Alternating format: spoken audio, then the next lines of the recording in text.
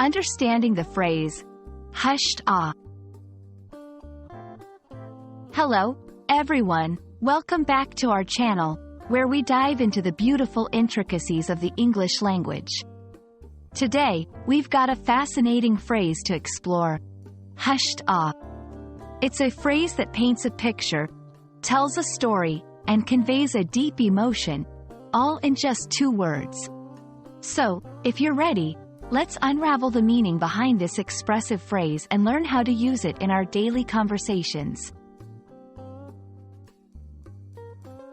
To truly understand hushed ah, we need to look at each word separately and then see how they come together. The word hushed refers to a silence, but it's not just any silence. It's a silence filled with anticipation, respect, or sometimes fear. It's the kind of quiet you experience when you're so engrossed in something that you forget to make a sound.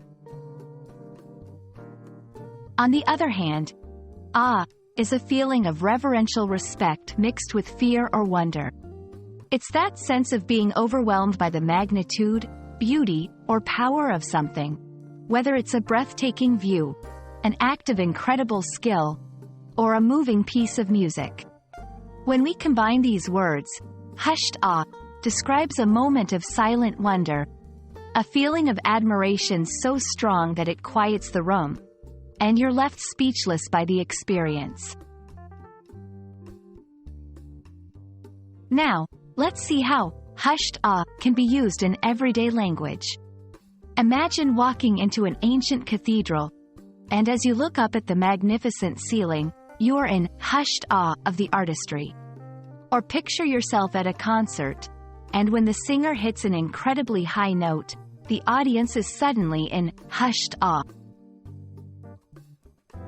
Here are a few sentence examples. When the curtains were drawn back, revealing the mural for the first time, the room fell into hushed awe. The audience listened in hushed awe as the scientist described the vastness of the universe. As the baby slept, the parents gazed at their newborn with hushed awe, marveling at the miracle of life. The context in which hushed awe is used can greatly affect its meaning. For example, hushed awe in a natural disaster would convey a sense of shock and fear, whereas in an art gallery, it would communicate admiration and respect. It's essential to pay attention to the situation to understand the full nuance of this phrase. To incorporate hushed awe into your language practice, try to think of moments in your life that left you speechless with wonder or reverence. Describe those moments in English, using hushed awe to express your feelings. You can also listen for this phrase in movies, shows, or read it in books to see how native speakers use it in different contexts. I hope this exploration of hushed awe has left you with a sense of enrichment and curiosity about the evocative power of language. Remember, English is not just a tool for communication. It's a way to paint pictures, tell stories, and share emotions. Keep practicing, keep learning, and perhaps one day, you'll leave someone else in hushed awe with your mastery of the English language. Until our next lesson, keep up the great work, and thanks for watching.